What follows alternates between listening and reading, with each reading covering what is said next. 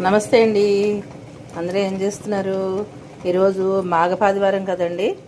మొన్న వారం రథసప్తమి అయిపోయింది. ఈరోజు మాఘపాదివారం రెండో వారం అనమాట. ఇలాగా పాలు పొంగిస్తున్నాను. మొన్న అయితే 1/2 లీటర్ పాలే పొంగించానండి.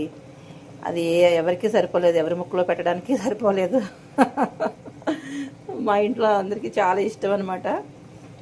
మా వారికి చాలా చాలా చాలా ఇష్టం. ఇవాళ లీటర్ పాలు పొంగించుకుంటున్నాను అనమాట. చూసారా, ఇదిగోండి.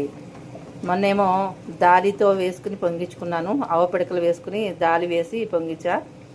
ఇప్పుడు ఇంకా అంత టైం లేదు కాబట్టి ఇలా స్టవ్ మీదే పాలు పొంగించేసుకుంటాను. రథసప్తమికి అలా చేస్తాను. మామూలుగా మాఘపాదివారం రోజు ఇలా చేస్తానన్నమాట.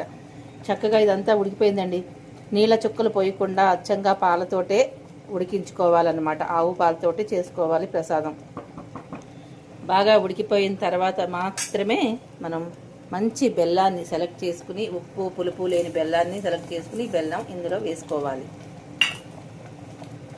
ఇలాంటి బెల్లం తీసుకుంటే కనుక ఎంతసేపు ఉడికించినా కూడా అస్సలు విరిగిపోదన్నమాట.